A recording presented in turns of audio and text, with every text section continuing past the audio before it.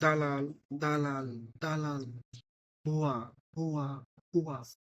জি হ্যাঁ, মেহেদী মিরাজ যখন ম্যাচের আগে প্র্যাকটিস করছিল আপনার দর্শক গ্যালারির একটু সামনেই, মাঠের যে মূল সীমানা তার বাইরে, তখন দর্শকরা তার উদ্দেশ্যে এরকমই চ্যান্টিং করছিল যে ভুয়া, ভুয়া, দালাল, দালাল। মেহেদী মিরাজকে তখন দর্শকদের দিকে তাকিয়ে খুবই অসহায়, বিব্রতকর লাগছিল। আমাদেরও এই যে সিনারিওটা, সেটা কিন্তু খুব সুখকর তৃপ্তি দেয় নাই, বা সুখকর কোনো মুহূর্ত দেয়নি। কিন্তু এটাও সত্য যে এটা পাবলিক রিয়াকশন। পাবলিক রিয়াকশন যেটা, সেটা আসলে সত্যি হয়। কারণ কি? কারণ বাংলাদেশের মানুষ সারা জীবন ক্রিকেটারদের ভালোবেসে গেছে, বিনিময় তারা পেয়েছে শূন্য, নাথিং।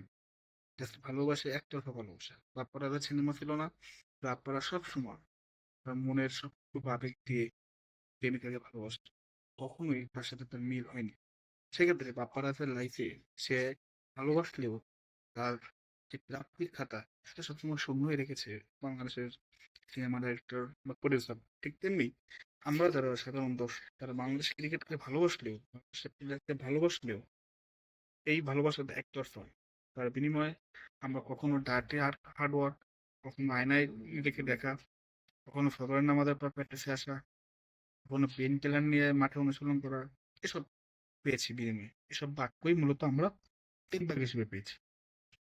মেহেদী মিরাজকে দোষ দিতে কারণ কি? মেহেদী মিরাজ জানেন যে সম্প্রতি সময় তিনি বলেছেন যে আমরা জনগণের টাকায় চলি না, আমরা সরকারকে উল্টে ট্যাক্স দিই 25 থেকে 30%।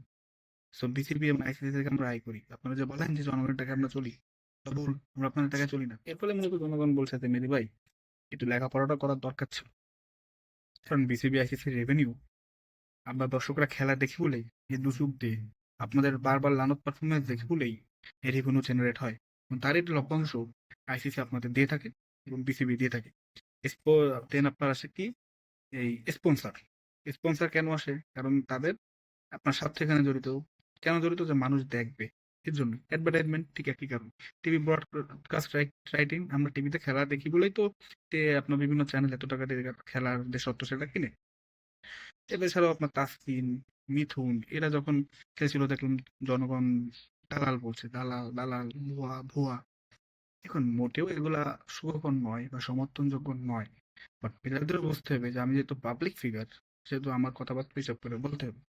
নাহলে বাংলাদেশের মানুষ কিন্তু এখন আর বোকা নাই, তারা প্রতিবাদ করে, ঘরে করে, অনলাইনে করে, ইভেন এখন মাঠেও করতেছে। এখন তারা করে যাবে, কারণ মানুষ এখন সব বোঝে। সোশ্যাল মিডিয়ার যুগে মানুষ এখন ডাটা অ্যানালিসিস, তারা দেখে যে আপনি যেটা বলছেন, মেরে মিলে যে কথাটি বললো যে জনগণের টাকায় চলি না, তারা অ্যানালিসিস করেছে, তারা বিভিন্ন মাধ্যমে জানার চেষ্টা করেছে যে আসলে কি। তারা তখন জেনেছে যে আমরা এই খেলা দেখি, আমাদের মাধ্যমে রেভিনিউ জেনারেট হয়। মানে এই প্লেয়াররা যতই বলুক যে তারা আমাদের টাকায় চলে না, তারা আমাদের টাকায় চলে, আমাদের আবেগ নিয়ে খেলে, কিন্তু তারা স্বাভাবিকভাবে তাকে রিয়াক্ট মাঠে দিয়েছে। যদিও সেটা কাম্য নয়, বা সবসময় যে পৃথিবীতে কাম্য জিনিসেই সুখ, এমনটাও কিন্তু নয়। তেমনি তাসকিন, তাসকিন যেগুলো আমরা সবাই ন্যাশনাল হিরো ভাবতাম, মাশরাফির পর তাসকিন ছিল আমাদের পেস ইউনিটের আইকন। সে তাসকিনের কি হলো, এটা ভাবার বিষয়। মিথুন, তার ক্যারিয়ার সুখকর নয়, আমি তার ক্যারিয়ার নিয়ে কথা বলবো না।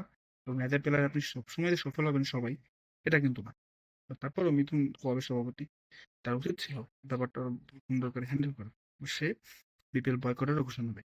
পরে অবশ্য তা মনে করেছে যে টাকাগুলো মার যাবে, এমনি তো বিপিএল ফ্র্যাঞ্চাইজিরা আমাদের বেতন দেন, টাকা দেয় না। সো একদম বিপিএল বন্ধ হয়ে গেলে তো টাকা পাবো না। তো যে পারফরমেন্স, সে অনুযায়ী 10 লাখ, 20 লাখ, 15 লাখ যা পাই, আসে কোথা থেকে? পরে আবার 9টা 10টার মধ্যে সে বলেছে যে না, আমরা খেলবো, বা আলটিমেটাম দিয়েছে। মিথুন ভাই, আপনার আলটিমেটাম দিলে হয় না। যদি বিসিসিআই তে হতো, আপনাদের কাউকে রাখতো না। বিসিসিআই এর মধ্যে ঘটনা কিন্তু 2009 সালে ঘটেছে। তবে সেবাগ, মহেন্দ্র সিং ধোনি তারা ম্যাচ প্রত্যাহার করেনি বা ম্যাচ বয়কট করেনি। তারা কি করেছিল? ম্যাচ শেষে সাংবাদিক সম্মেলনে এসে তারা তাদের ক্ষোভ জানিয়েছিল। কারণ তারা জানে যে বিসিসিআই পাওয়ারফুল, ইন্ডিয়ার ব্যাকআপ ট্যালেন্টের অভাব নেই। বাংলাদেশের ব্যাকআপ ট্যালেন্ট নাই, আপনারা জানেন সেটা। আপনারা জানেন এই কারণে বিসিবি আপনাদের কাছে খারাপ। ইন্ডিয়া এরকম না। সেই জন্য আমরা ইন্ডিয়ায়, ইন্ডিয়া খুবই কম হয় বিসিবি এর সাথে প্লেয়ার খুব হলেও তাদের ওয়েটা ভিন্ন।